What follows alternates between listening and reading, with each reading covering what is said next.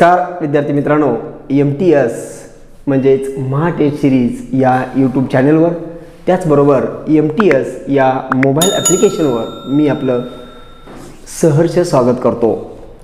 आज आपण जे सेशन किंवा जो काही हा जो व्हिडिओ घेणार आहोत किंवा तुम्ही पाहणार आहात, तर याच्यामध्ये भारतीय डाक विभागाच्या ज्या काही 3 पदांसाठी जागा निघालेल्या आहेत, जे पोस्टमन, मेल गार्ड आणि मल्टीटास्किंग स्टाफ, तर या तिन्ही पदासाठी जो काही पेपर क्रमांक 1 घेतला जाणार आहे, तर 100 मार्काचा जो पेपर असेल त्याच्यामध्ये 70 गुण किंवा 70 मार्क्स हे अंकगणित आणि बुद्धिमापन या विषयासाठी ठेवलेले आहेत, आपल्याला माहीत आहे। तर याच्या पाठीमागचा जो व्हिडिओ घेतला होता किंवा जी काही तुम्हाला मी स्ट्रॅटर्जी दिली होती, ती अंकगणिताचे 40 प्रश्न, मग त्याचा अभ्यासक्रम काय आहे, त्याच्यात बेसिक काय आहे किंवा कशा पद्धतीचे प्रश्न विचारले जाणार आहेत, हे सगळं आपण पाहिलेलं आहे। तर आजच्या व्हिडिओमध्ये आपण जो रिझनिंग हा जो विषय त्यांनी दिलेला आहे, म्हणजे रिझनिंग, तर ह्या रिझनिंगमध्ये म्हणजे मी लिहितोय रिझनिंग, तर ह्या रिझनिंग हा जो विषय आहे याच्यासाठी त्यांनी 30 गुण ठेवलेले आहेत, म्हणजे 30 गुणासाठी हा विषय आहे। तर आजच्या व्हिडिओमध्ये आपण हे पाहणार आहोत की हा विषय नेमकं काय आहे। म्हणजे आता बरेच जण हे हायस्कूलला असताना हा विषय त्यांना माहीत नाही आहे, अगदी ज्यांनी कॉलेज केले त्यांनाही हा विषय माहीत नाही आहे। म्हणजे आर्ट फॅकल्टीला कदाचित तो लॉजिक हा विषय असतो, परंतु स्पर्धा परीक्षेला असणारा हा जो रिझनिंग हा जो विषय आहे की ज्याला आपण मराठीमध्ये बुद्धिमापन किंवा बुद्धिमत्ता असं म्हणतो, मग एक्झॅक्टली हा विषय काय आहे बाबा, यासाठी काय मला बेसिक माहीत असायला पाहिजे, माझ्याकडे बेसिक नॉलेज काय असायला पाहिजे किंवा त्याचा नेमका अभ्यासक्रम काय आहे किंवा परीक्षेमध्ये नेमके प्रश्न कसे विचारले जाणार आहेत। पण ठीक आहे, आमच्याकडे भरपूर मटेरियल आहे, आम्ही पाहतोय किंवा अशा पद्धतीचे प्रश्न येतात, हां प्रश्न आम्हाला माहीत आहेत, परंतु ते नेमके प्रश्न कमीत कमी वेळेमध्ये कसे सोडवायचे, त्याची परफेक्ट उत्तरं कशी द्यायची आणि हे सगळं नेमकं कसं करायचं, ह्या विषयाची तयारी कशी करायची, या विषयाची व्याप्ती काय आहे, त्याचा अभ्यासक्रम काय आहे, त्याच्यासाठी तयारी करण्यासाठी आपल्याला कुठल्या पुस्तकांचा रेफरन्स घ्यावा लागेल, ही सगळी माहिती आजच्या व्हिडिओमध्ये आपण पाहणार आहोत बाळांनो। तर लक्ष द्या की हा जो बुद्धिमापन हा जो विषय आहे हा आपल्याला नवीन आहे। म्हणजे बरेच जण असे आहेत की आत्ताच त्यांनी स्पर्धा परीक्षेला सुरुवात केली। मी बऱ्याच जणांचे व्हिडिओ पाहिले किंवा अनेक शिक्षकांच्या मी संपर्कात आहे, गेली 25 वर्ष मी ह्या अध्यापनाच्या कामामध्ये आहे। तर बहुतांश जण काय करतात की विद्यार्थी तयार आहे, हां त्याचं बेसिक चांगलं आहे आणि तो आता चालू शकतो, पळू शकतो, अशा पद्धतीनंच त्याला मार्गदर्शन दिलं जातं। पण काही विद्यार्थी असे आहेत की त्यांना अजून उठून कसं उभं राहायचं हेच माहीत नाही, म्हणजे त्याला तो विषय माहीत नाही, त्याचं त्याला काहीच बेसिक माहीत नाही। आणि म्हणून आपण अगदी सुरुवात, म्हणजे ज्या विद्यार्थ्याला काहीही त्या विषयातलं काही ज्ञान नाही आहे आणि तिथून आपण सुरुवात, म्हणजे शून्याच्या सुद्धा पाठीमागं जाऊन आपण त्या विषयाची सुरुवात जर केली तर हमखासपणे त्या विषयामध्ये आपण पारंगत होऊ शकतो नव्हे, जेवढे प्रश्न असतील ते आपण घेऊ शकतो। आणि या उद्देशानं तर ही जी एक आता आपण बॅचसुद्धा आम्ही MTS मार्फत, मी स्वतः प्राध्यापक SP तुपे सर हा अंकगणित आणि बुद्धिमापन ह्या विषयाचा अध्यापक आहे। तर आम्ही ह्या 70 प्रश्नांसाठी म्हणजे अंकगणित आणि बुद्धिमापन याची एक बॅच ही पोस्टमनसाठी लॉन्च करतो की मी, जेणेकरून या भारतीय डाक विभागाच्या ह्या 3 पदांसाठीचा जो पेपर असेल त्याच्यामध्ये जे प्रश्न येतील आपल्या या विषयाचे, तर ते जास्तीत जास्त त्या प्रश्नांची सगळीच्या सगळी मार्क्स त्या विद्यार्थ्याला कशी घेता येतील। आणि यासाठी अगदी शेवटच्या क्षणापर्यंत, म्हणजे तुम्ही पेपरला जाईपर्यंत, तुमचा पेपर जर उद्या असेल तरीसुद्धा आज संध्याकाळपर्यंत तुमच्या हातात काहीतरी मटेरियल, तुमचा सराव, तुम्हाला फिनिशिंग टच असं टचमध्ये ठेवून तुम्ही जास्तीत जास्त मार्क्स घ्यावं या उद्देशानं आपण ह्या बॅचचं आयोजन केलेलं आहे। तर आता आज आपण पाहूया की ह्या रिझनिंगचा पहिल्यांदा आपण बघूया की ह्या विषयासाठी जी काही बेसिक तयारी असावी लागते, म्हणजे आपण प्रवासाला जात असताना काही सामान सोबत घेऊन जातो, काही मोजकं साहित्य आपण नेतो, पण आता नेमकं काय नेतो आपण की जे तिथं अवेलेबल होणार नाही ते मटेरियल आपण घेऊन जातो। म्हणजे आपण खाद्यपदार्थ, आता समजा जर 4 दिवसाचा आपला प्रवास असेल, हां तर काय आपण 4 दिवसाचं जेवण सोबत घेऊन जात नाही, नाश्त्याचे पदार्थ सोबत घेऊन जात नाही, चहा मला लागतो म्हणून काही चहा सोबत घेऊन जात नाही, कारण आपल्याला माहिती आहे की ते तिथं मिळतं। पण जे मिळणार नाही, जे माझ्याकडे आहे तेच मला वापरायला पाहिजे, त्या वस्तू मात्र आपण आठवणीनं सोबत घेऊन जातो। लक्षात घ्या. म्हणजे सांगण्याचा मुद्दा असा आहे की या विषयाच्या ह्या 30 प्रश्नांच्या तयारीकडे जाताना आपल्याजवळ काहीतरी बेसिक ज्ञान पाहिजे. मग ते बेसिक ज्ञान काय आहे तर आता हे पहा, तर त्याचं बेसिक ज्ञान असं आहे की पहिली गोष्ट तुम्हाला पाहिजे, पहिलं आहे की तुम्हाला ABCD पाठ पाहिजे. ABCD पाठ पाहिजे. तुम्हाला सर ABCD आम्हाला पाठच आहे हो, आम्ही पहिलीपासून ABCD शिकतोय.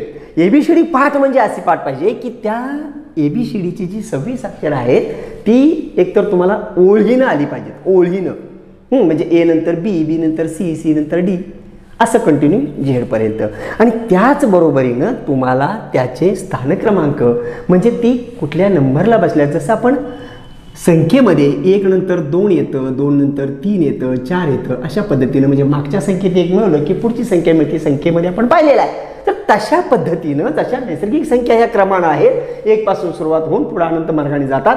तशा पद्धतीनं 26 पर्यंत ही जी A पासून Z पर्यंतची अक्षर आहेत ही ओळीनं आपल्याला माहीत असली पाहिजेत. हे तुमचं पहिलं बेसिक आहे. हे तुम्हाला बेसिक माहीत असायला पाहिजे. याच्यावरती बाळांनो 3 ते 4 प्रश्न असतात, कदाचित 5 किंवा 6 सुद्धा प्रश्न येऊ शकतात. तर याच्यात अभ्यासक्रमामध्ये ह्याचा कुठे समावेश होतो हे आता आपण पाहणार आहोत. पण हे बेसिकली तुम्ही अगोदर लक्षात ठेवायचं आहे.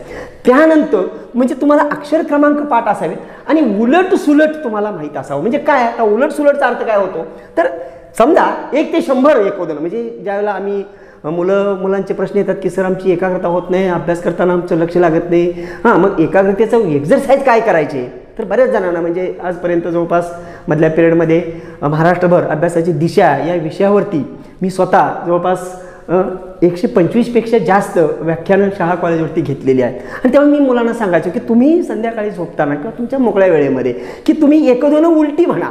म्हणजे 1, 2, 3 आपण सवण म्हणू शकतो, त्यावेळेला आपलं लक्ष विचलित झालं तरीसुद्धा आपल्या ते बरोबर ते आपण म्हणत असतो.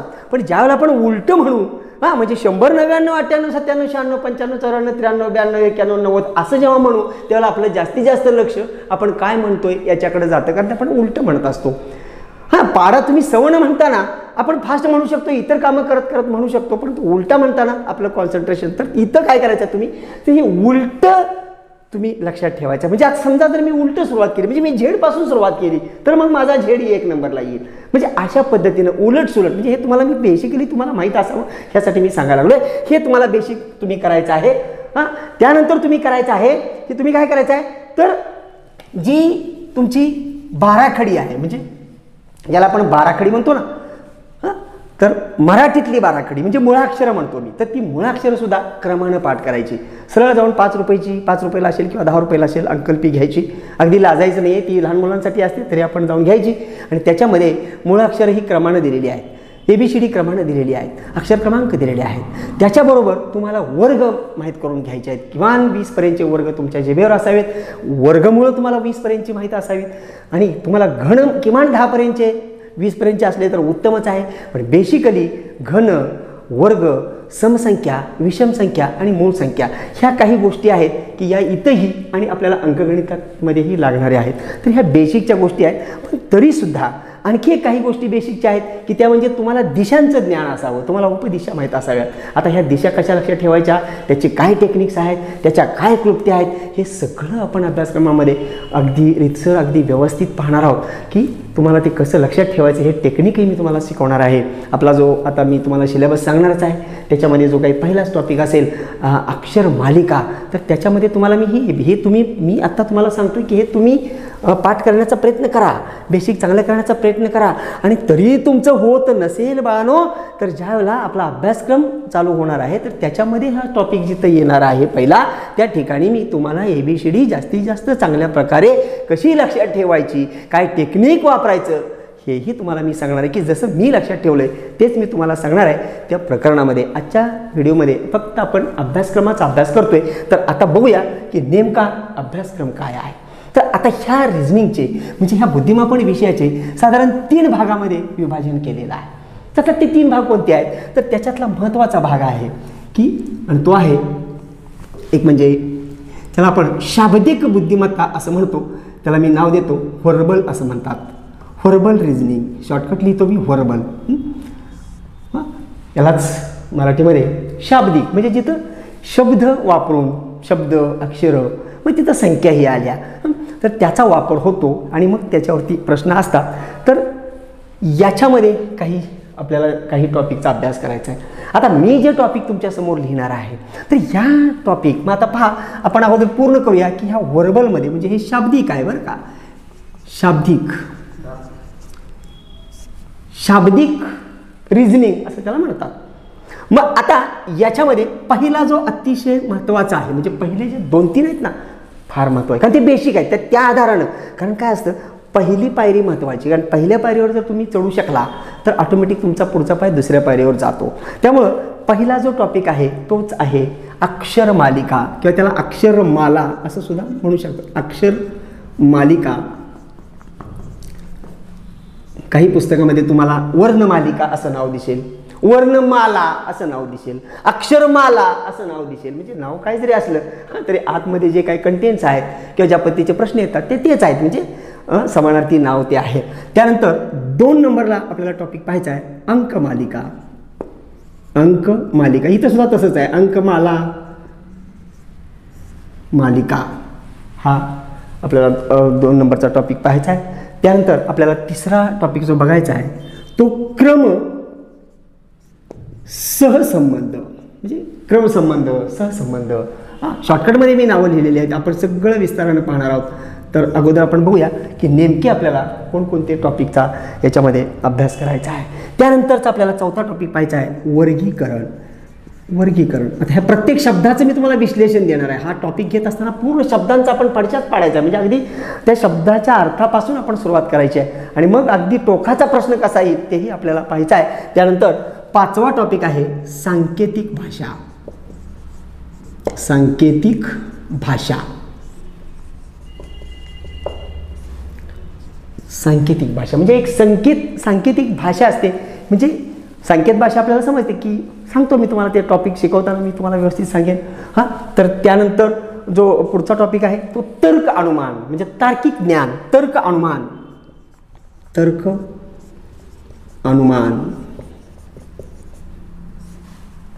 त्यानंतर विसंगत घटक हा एक टॉपिक आपल्याला शिकायचा आहे. विसंगत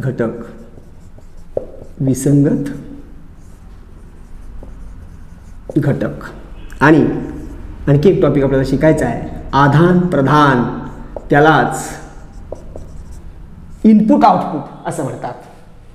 त्यानंतर आपल्याला पुढचा टॉपिक पाहायचा आहे तो आहे दिशा ज्ञान, जे दिशेसंबंधातलं ज्ञान जे आहे. मी तुम्हाला मगाशी सांगितलं की हे तुम्ही बेसिकली शिकून घ्या तोपर्यंत, कारण हे आणि तुम्हाला प्रयत्न करा. अंकल्पीमध्ये दिशाही दिलेल्या असतात. मी तुम्हाला दिशाज्ञानचा टॉपिक घेणारच आहे व्यवस्थित सविस्तरपणे. दिशाज्ञान, त्यानंतर नातेसंबंध,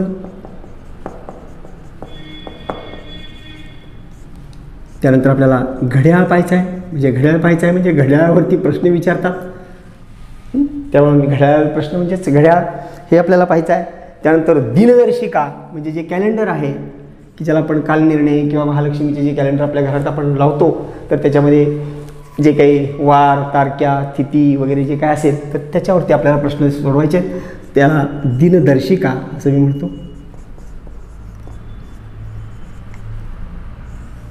दिनदर्शिका.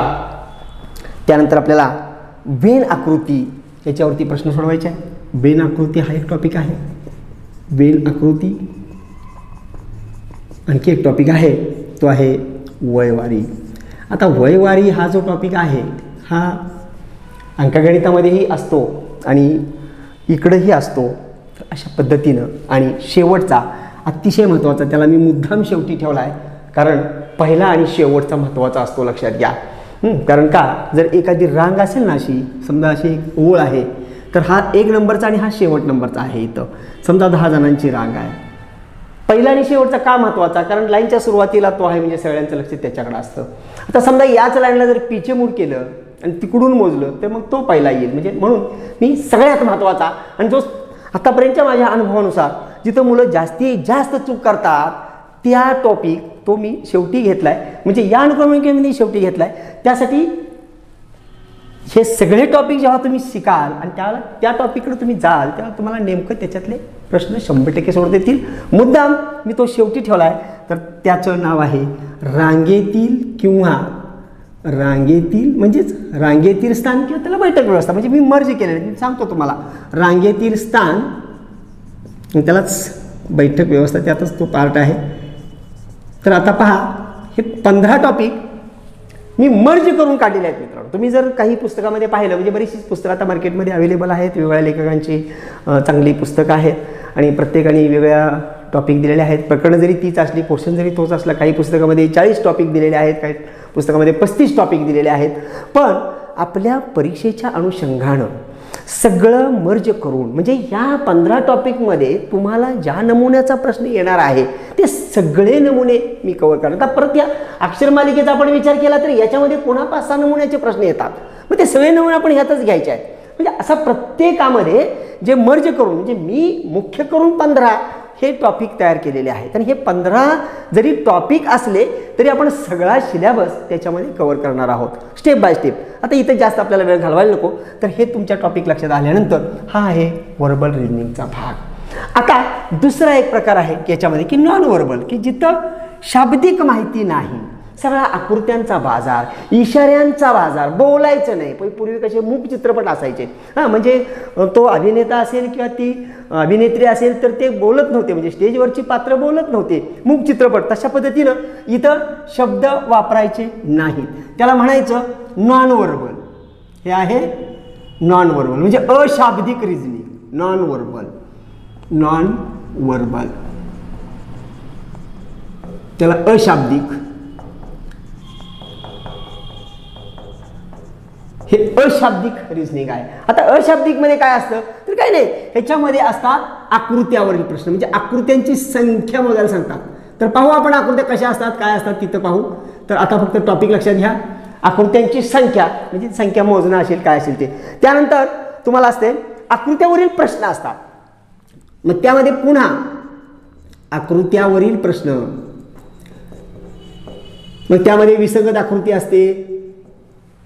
4 आकृत्यांचा गट दिलेला असतो, त्यामध्ये एक वेगळी असते, मग ती वेगळी आहे ती बाजूला काढायची. किंवा तुम्हाला 3 आकृत्या दिलेल्या असतात आणि चौथी त्या क्रमाने कशी येईल असा प्रश्न. ते वेगळे नमुने त्याच्यामध्ये आहेत ते त्या ठिकाणी आपण पाहू.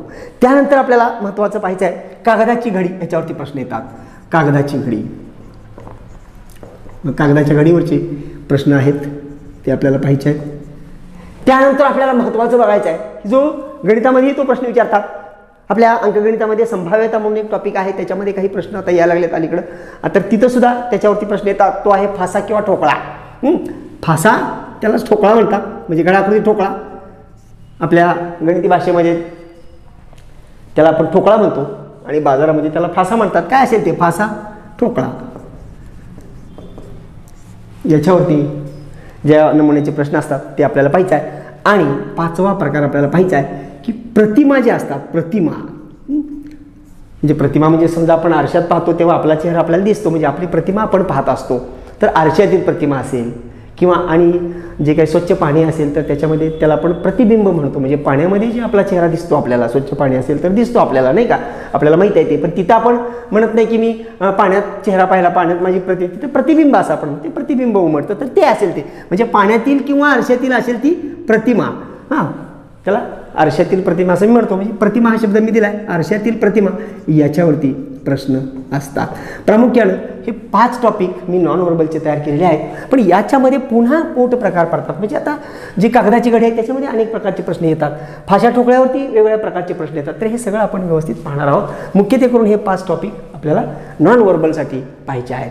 आणि त्यानंतर जो काही त्यांनी जी भारतीय डाक विभागानं जागा जाहीर केल्यानंतर त्यांची जी वेबसाईटवरती त्यांनी जी काही माहिती दिली, विश्लेषण दिले किंवा पेपर कसे असतील, परीक्षेचं स्वरूप काय असेल, निवड प्रक्रिया कशी होईल, हे सगळं त्यांनी डिटेलमध्ये दिलेलं आहे.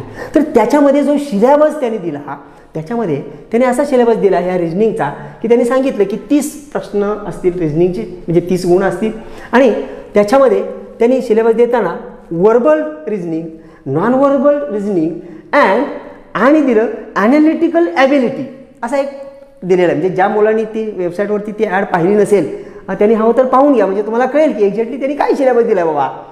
तर तो जो प्रकार आहे 3रा त्यांनी दिलेला आहे. म्हणजे हे 2 आहेतच वर्बल नॉन वर्बल. त्यानंतर त्यांनी दिले ॲनालिटिकल ॲबिलिटी. तर आता आपण बघूया की ॲनालिटिकल ॲबिलिटी एक्झॅक्टली काय आहे, त्याचा अर्थ काय होतो आणि त्याच्यामध्ये काय विचारतात हे आता आपल्याला व्यवस्थित पाहायचं आहे. तर आता पाहूया ॲनालिटिकल ॲबिलिटी हा काय प्रकार आहे. तर मी लिहितोय पायावर तो, आणि त्या ॲडमध्ये असा स्पष्ट उल्लेख केला आहे की हा जो पेपर असेल, तुम्ही ज्या पेपर देणार आहात, तर तो पेपर द्विभाषिक आहे, म्हणजे 2 भाषेमध्ये केलेला आहे. आणि त्यामुळं आम्ही जास्त प्राधान्य ह्या ॲनालिटिकल ॲबिलिटी याला देऊ असा उल्लेख तिथं दिसतोय, म्हणजे त्या ॲडमध्ये. त्यामुळे तोही मुद्दा आपण विचारात घेतला पाहिजे. त्यामुळं आता आपण थोडंसं त्याचं विश्लेषण पाहूया की ही ॲनालिटिकल ॲबिलिटी एक्झॅक्टली काय आहे. तर ॲनालिटिकल ॲबिलिटी, ॲनालिटिकल ॲबिलिटी असा शब्द त्यांनी दिलेला आहे. तर बाळांनो, ह्याचा मराठीमध्ये अर्थ आपल्याला माहिती आहे की ॲनालिसिस हा शब्द आपण ऐकलेला आहे, तर त्याचाच हा ॲनालिटिकल हा शब्द आहे. म्हणजे ॲनालिटिकल म्हणजे विश्लेषण, विश्लेषण. आणि ॲबिलिटीचा अर्थ माहिती आहे आपल्याला, क्षमता.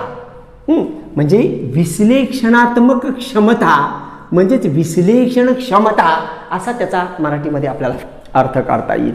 पण याचे पुन्हा म्हणजे ह्या ॲनालिटिकल ॲबिलिटीचे पुन्हा 2 भाग तयार होतात. त्याच्यामध्ये एक भाग जो येतो तो येतो मेंटल ॲबिलिटी, मेंटल ॲबिलिटी. आणि दुसरा जो भाग येतो तो येतो लॉजिकल, लॉजिकल ॲबिलिटी. आता ह्याचा अर्थ काय होतोय पहा. म्हणजे मेंटल म्हणजे एक मानसिक क्षमता चाचणी, कसोटी असं म्हणता येईल. म्हणजे इथं तुम्हाला ज्या प्रश्नाचं उत्तर द्यायचं आहे त्या ठिकाणी तुम्हाला कोणताही काहीही आधार नसणार आहे.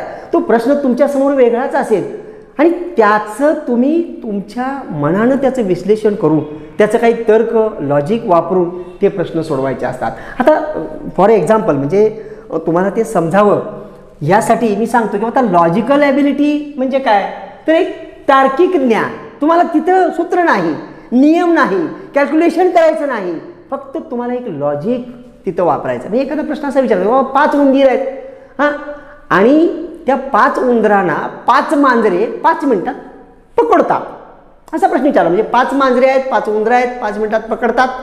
आणि तुम्हाला प्रश्न विचारला मग 10 उंदरं आहेत आणि मग 10 मांजरं आहेत, मग ते उंदीर पकडायला किती वेळ लागेल. लगेच आपल्या तोंडातून उत्तर 10 येणार आहे ना, नाही का. म्हणजे इथं तुम्हाला लॉजिक वापरायचं आहे. आता यामध्ये हा लॉजिकलचे असे प्रश्न आहेत, ते आपण प्रश्न पाहू, आपण नमुन्याचे त्याचे प्रश्न आपण पाहणार आहोत, त्याच्यावरती आपण बरेच प्रश्न सोडवणार आहोत. पण इथं हे विश्लेषण करताना जे काय तुम्हाला प्रश्न, तिथं तुम्हाला त्याचं विश्लेषण करता आलं पाहिजे, म्हणजे स्पष्टीकरण तुम्हाला देता आलं पाहिजे. तुम्हाला तो मुद्दा फोडून त्याचं उत्तर शोधावं लागणार आहे आणि तशा नमुन्याचे प्रश्न तिथं असणार आहेत. तुम्हाला जर उदाहरण द्यायचं झालं तर मी आता जास्त वेळ न घेता, कारण म्हणजे आपण फक्त सिलेबसची ओळख करून घेतोय, फक्त आपण दरवाजा उघडणार आहोत. म्हणजे आत काय आहे हे आपण बाहेरून माहिती घ्यायला लागलोय, दरवाजा उघडलेला नाही आहे. हां, आपण दरवाजावर उभे आहोत आणि आतमध्ये हे आपल्याला पाहायचं आहे, हे शिकायचं आहे, याची तयारी करायची आहे आणि हे आपण समजून घ्यायला लागलोय की बाबा आतमध्ये काय आहे. त्यामुळे इथं मी तुमचा जास्त वेळ घेणार नाही आहे. पण तो असा प्रश्न देतात की बाबा 4-5 मुलांची नावं देतात, अजय आहे, महेशपेक्षा उंच आहे, विजय आहे, महेशपेक्षा बुटका आहे, महेश राकेशपेक्षा उंच आहे, असं काहीतरी माहिती देतात आणि मग शेवटी प्रश्न विचारतात, मग सर्वात उंच कोण आहे किंवा 2 नंबरला उंच कोण आहे. म्हणजे उंचीवरती असेल, वयावरती आहे आणि काही बऱ्याच गोष्टीवरती असे प्रश्न असतात की जिथं तुम्हाला त्याचं विश्लेषण करावं लागतं. तर याच्यावरती जास्त, आणि त्याचबरोबर तुम्हाला काही क्लिष्ट आकृत्या देणार आहेत, आकृत्या, आणि मग त्या आकृत्यांचं तुम्हाला विश्लेषण करावं लागेल. मग ती आकृती घड्याळाच्या काट्याने फिरते का विरुद्ध दिशेने फिरते आणि त्याच्याने नेमका काय बदल होतो. आता ह्याचे जर बाळांनो तुम्हाला फुल्ल तयारी करायची असेल तर ह्या 3 गोष्टी तुम्ही लक्षात घ्यायच्या आणि ह्याचा आपल्याला व्यवहारी जगामध्ये सुद्धा फायदा होणार आहे. म्हणजे ह्या विषयाची तर तयारी आपली चांगली होणारच आहे, विषयच नाही. फक्त काय करायचं आहे की ह्याचं पहिली अट्ट अशी असते की प्रत्येक जी गोष्ट तुम्हाला शिकायची आहे किंवा जो प्रश्न तुम्हाला सोडवायचा आहे त्याचं तुम्हाला त्याच्या मुळापासून ज्ञान असणं आवश्यक आहे. म्हणजेच तुम्हाला बेसिक ज्ञान असलं पाहिजे. आणि दुसरी गोष्ट म्हणजे इथं आपण घेऊया थोडक्यात की बेसिक ज्ञान, म्हणजे त्यालाच मुळापासून असं म्हणूया आपण. लक्षात घ्या, म्हणजे झाड वर जितकं मजबूत असेल त्याच्यापेक्षा जास्त मजबूत खाली, वर झाड जेवढं मोठं असेल तेवढी खाली मजबूत त्याची मुळं असतात. आणि तिथून जर सुरुवात केली तर मात्र आपल्याला त्याचा व्यवस्थित प्रश्नांची उत्तरं देता येतील. त्यासाठी बेसिक ज्ञान आवश्यक आहे. आणि दुसरी सगळ्यात महत्त्वाची गोष्ट आहे की ही आपल्या आयुष्याला सुद्धा उपयोगी पडेल बाळांनो, की प्रत्येक प्रश्नाकडं वेगवेगळ्या दृष्टिकोनातून पाहणे. आणि आकृत्यावरचे प्रश्न असतील, विश्लेषणात्मक प्रश्न असतील, ते तेव्हाच सुटतात की जेव्हा तुम्ही त्या प्रश्नाकडं वेगवेगळ्या अँगलमधून वेगवेगळ्या दृष्टिकोनातून पाहत असता. हे लक्षात घ्या. म्हणजे प्रश्नाकडं वेगळ्या दृष्टिकोनातून पाहणं हे आपल्याला जमलं पाहिजे. म्हणजे प्रश्नाकडे, मी शॉर्टमध्ये लिहितो, प्रश्नाकडे वेगवेगळ्या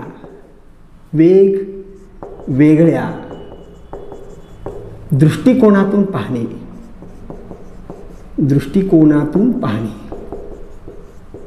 हा एक मुद्दा महत्त्वाचा आहे. आणि आणखी दोन गोष्टी आहेत, त्या म्हणजे एकतर तुमची कल्पनाशक्ती आपल्याला जागृत करता आली पाहिजे. कल्पनाशक्ती म्हणजे कल्पना करता आली पाहिजे आपल्याला. काही गोष्टी कल्पना करणं म्हणजे काय असते हे तुम्हाला माहिती असेल हां, किंवा नसेल तरी तुम्हाला हळूहळू माहिती होईल की ज्यावेळेला हे विमान तयार केलं, ज्यांनी विमान तयार केलं असेल हां, जे राईट बंधूंनी ते विमान तयार केलं, त्यावेळेला त्यांनी तो एक कल्पना केली की बाबा आम्ही हवेतून उड्डाण करू, पक्षी जसे हवेत फिरतात तसे आम्ही हवेतून उड्डाण करू. ही एक त्यांची कल्पना होती. म्हणजे त्यावेळी जर ते कोणाला बोलले असते तर त्यावेळेच्या लोकांनी त्यांना वेड्यात काढला असतं, पण ती त्यांची कल्पना होती ना. याला कल्पक बुद्धी म्हणतात. तर आपली कल्पनाशक्ती ही आपल्याला विकसित करणं गरजेचं आहे. म्हणजे आपली कल्पनाशक्ती आणि त्याचबरोबर एक कल्पनाशक्ती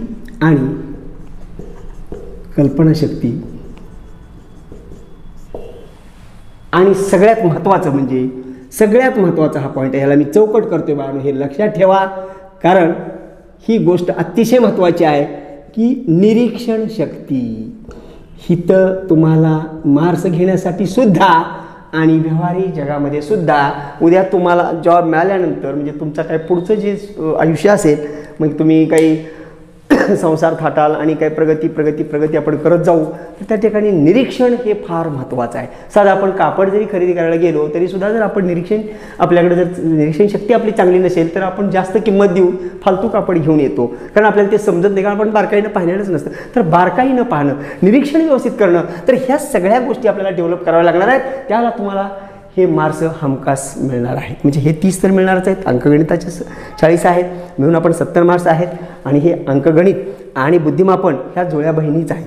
हां, म्हणजे एकाच वेळी जन्म झालेल्या फक्त ह्या 2 जुळ्या बहिणी आहेत. त्यामुळे ह्यामध्ये जे कन्सेप्ट आहेत ते आपल्याला तिकडं वापरायचे आहेत, तिकडचे इकडं वापरायचे आहेत. म्हणजे असं काही नाही की हा विषय वेगळा आहे, तर ती त्याचीच एक फांदी आहे. ती म्हणजे एका झाडाच्या त्या 2 फांद्या म्हणूयात आपण.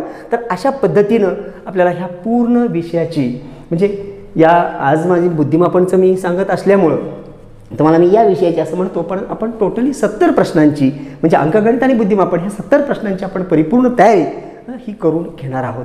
आता मी तुम्हाला सांगेन की यासाठी तुम्हाला आम्ही काय देणार आहोत. आपण एक बॅच लॉन्च करतो आहे अगदी अल्पशा फीमध्ये. आपण या सगळा सिलेबस आणि ह्याचं जास्तीत जास्त मटेरियल तुम्हाला PDF-च्याद्वारे तुमच्या शंका समाधानासाठी सुद्धा आम्ही सोय, तुम्ही आम्हाला तुमचे काही प्रॉब्लेम्स असतील, काही शंका असतील, त्यासोबत तुम्हाला काही इतर म्हणजे अभ्यासासाठीचे काही आणि जर प्रॉब्लेम्स असतील तरीही त्याच्यामध्ये आम्ही तुम्हाला मार्गदर्शन करू.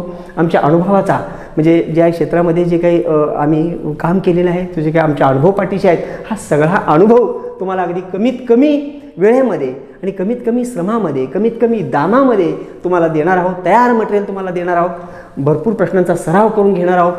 आणि आणखी काही पुस्तकं म्हणजे मुलं प्रश्न विचारतात की सर आम्ही बाजारातली काही पुस्तकं आम्हाला सांगा की आम्ही नेमकी पुस्तकं कुठली घेऊ, कशातली उदाहरणं सोडवू किंवा आणि काय आम्ही कुठल्या पुस्तकांचा आधार घेऊ. तर तुम्हाला मी काही पुस्तकांची नावंही सांगून ठेवतो.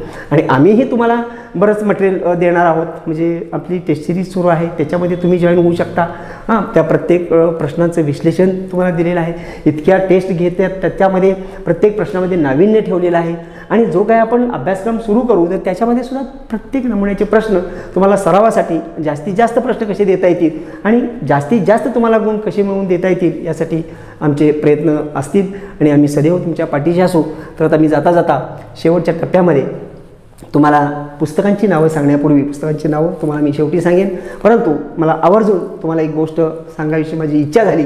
म्हणजे आत्ता अचानक मला वाटलं की हा व्हिडिओ संपत आला, मला मी काही जी स्ट्रॅटेजी होती ती सांगितली, पण मला असं जाणवलं की बाबा काहीतरी मुलांसाठी आपण सांगूया की नेमकं काय असतं किंवा आम्ही नेमकं तुम्हाला काय देणार आहोत. तर यासाठी मी तुम्हाला जाता जाता एक चुटका सांगतोय, लक्षात घ्या, फार अर्थपूर्ण. तर काय होतं, एक शेठजी म्हणजे एक धनाढ्य व्यक्ती, शेठजी आहेत आणि त्यांनी काय करतात, एक कार खरेदी करतात. मग कार खरेदी केल्यानंतर एक 2-3 दिवसांनी काय होतं, तर ती कार स्टार्टच होत नाही. शेठजी रागानं लाल होतात आणि म्हटले 2-3 दिवस झालं कार खरेदी केली, मी शोरूम पीस घेतला, मी सगळे कॅश पेमेंट दिलं आणि ही कार सुरू होत नाही. खूप त्यांना म्हणजे राग येतो, रागानं लाल होतात आणि पटकन एजन्सीमध्ये फोन करतात की काय, आणि तक्रार देतात. आणि मग एजन्सीमधून त्यांना सांगितलं जातं की बाबा ते चेक करायला आमचा इंजिनियर येईल, तो बघेल, व्हिजिट करेल तो. आणि मग ठरल्याप्रमाणे तो इंजिनियर येतो, कार दुकानाच्या समोर उभी असते, कार काय सुरू होत नाही. शेठजी अगदी कंटाळलेले असतात, वैतागलेले असतात. मग ते इंजिनियर आल्यानंतर ते बॉनेट उघडतात कारचं, थोडं बारकाईनं निरीक्षण करतात, ते इंजिनचं सगळं निरीक्षण करतात. 1-2 मिनटं शांतपणे.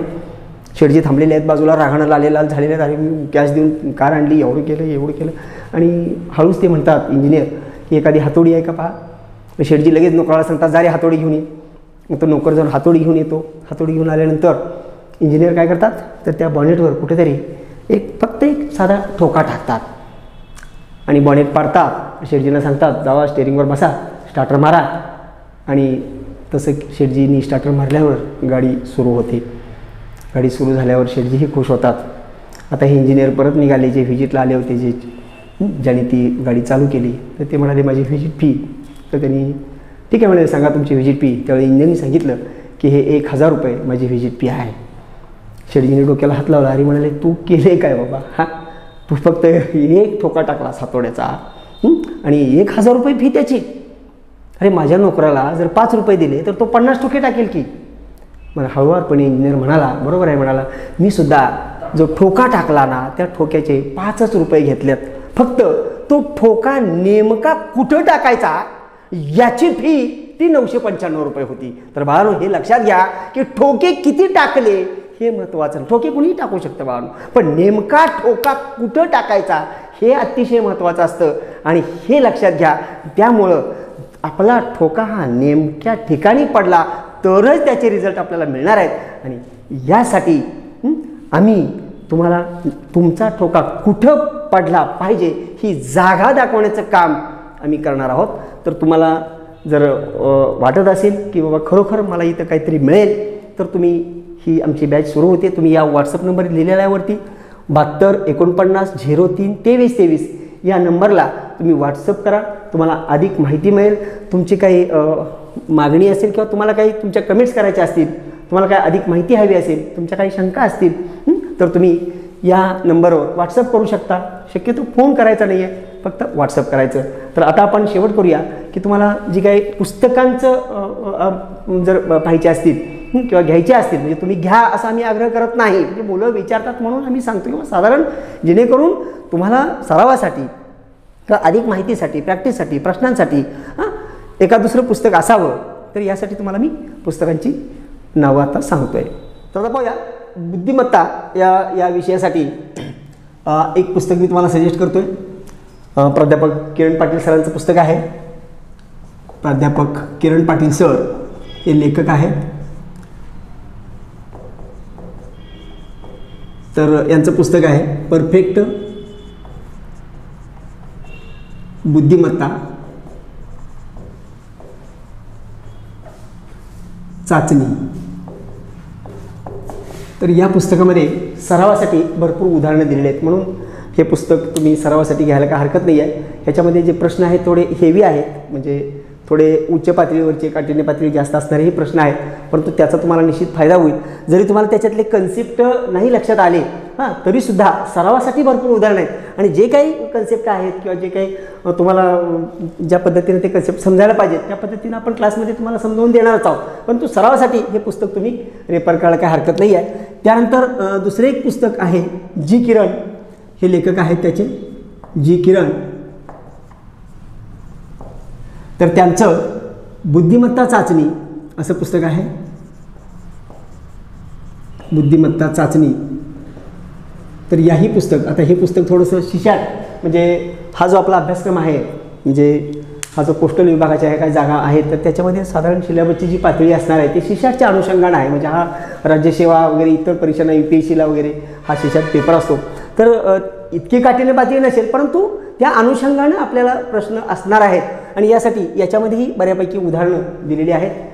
आणि त्यानंतर एक सरावासाठी एक यशोदा पब्लिकेशन त्यांचा एक प्रश्नसंच आलेला आहे. तर त्याच्यामध्ये साधारण 20 प्रश्नपत्रिका आहेत, म्हणजे 23 आहेत, परंतु 20 प्रश्नपत्रिका ह्या फुल लेंथ आहेत, म्हणजे 100 प्रश्नांच्या प्रश्नपत्रिका आहेत. त्याच्यामध्ये जे काय आपला 100 मार्काचा पेपर आहे, जसं 30 मार्काला GS आहे आणि 70 मार्काला अंकगणित बुद्धिमापन आहे, तर त्या धर्तीवर त्यांनी काही प्रश्नपत्रिका तयार केलेल्या आहेत, साधारण 20. तर त्या यशोदा पब्लिकेशनचं हे प्रश्नपत्रिका संच, म्हणजे प्रश्नसंच आहे तो यशोदा पब्लिकेशनचा. तर ही 3 पुस्तकं म्हणजे सध्या मी तुम्हाला सूचित करतो. त्याचं कारण असं आहे की तुम्ही हीच घ्यावी असं माझं मत नाही आहे, की आणि काही तुमचे शिक्षक असतील किंवा तुम्ही काही क्लासला जात असाल किंवा आणि कोण तुमचे मार्गदर्शक असतील, कोणी अभ्यासू सिनियर विद्यार्थी असतील, त्यांनी तुम्हाला आणि काही सजेस्ट केलं असेल तर ते तुम्ही मटेरियल घ्यायला हरकत नाही आहे. परंतु ही 3 पुस्तकं तुम्हाला उपयोगी पडतील. आणि सगळं मार्केटमधली पुस्तकं पाहिल्यानंतर बाबा जास्तीत जास्त मुलांचा सराव होईल अशी पुस्तकं कोणती आहेत, त्या अनुषंगानं तुम्हाला फक्त ही पुस्तकांची नावं मी सुचवलेली आहेत. तर तुम्ही घेतली, त्याचा जर तुम्ही योग्य वापर केला, त्यातली उदाहरणं सोडवली, तर त्याचा निश्चित तुम्हाला फायदा होईल. आणि तिथं काही कन्सेप्ट असतील किंवा काही उदाहरणं असतील ते तुम्हाला सुटत नसतील तरी तुम्ही आमच्याशी कमेंट करायचं आहे. आणि आपण जी काय आपण बॅच घेणार आहोत, म्हणजे साधारण आपण जी 3 पदांसाठी म्हणजे पोस्टमन, मेलगार्ड आणि मल्टीटास्किंग स्टाफ यासाठी जो 100 मार्काचा जो पेपर आहे, त्याच्यामध्ये अंकगणित आणि बुद्धिमापन ह्याची जी बॅच आपण लॉन्च करतोय, तर त्याच्यामध्ये तुमची पूर्ण तयारी करून घेण्याची हमी मी देतोय. आणि सगळे कन्सेप्ट तुम्हाला क्लिअर करून जास्तीत जास्त तुमचा सराव करून घेऊन अगदी परीक्षेला तुम्ही जाईपर्यंत तुमच्यासोबत आम्ही असणार आहोत आणि तुमची तयारी करून घेणार आहोत. तर तुम्हाला जर अधिक माहिती हवी असेल तर तुम्ही त्या नंबरला, म्हणजे जो बोर्डवरती नंबर लिहिलेला आहे या नंबरला तुम्ही व्हॉट्सअप करू शकता. आता आपण इथं थांबणार आहोत. जाता जाता ह्या व्हिडिओचा शेवट म्हणून येणाऱ्या परीक्षेसाठी मी तुम्हाला अगदी आमची जी काही MTS ही टीम आहे, बाकी इतर आमचे सहकारी आहेत, काही शिक्षक मंडळी आहेत, हे जे काही टेक्निकलचे आहेत, ह्या सगळ्यांच्या वतीनं, म्हणजे आमच्या सगळ्या टीमच्या वतीनं आणि त्याचबरोबर मी स्वतः SP तुपे सर माझ्या अगदी हृदयाच्या तळापासून तुम्हाला येणाऱ्या परीक्षेसाठी, त्याचबरोबर तुमच्या सुंदर अशा भवितव्यासाठी खूप मोठ्या शुभेच्छा चिंततो. आणि या ठिकाणी आपण थांबूयात. धन्यवाद.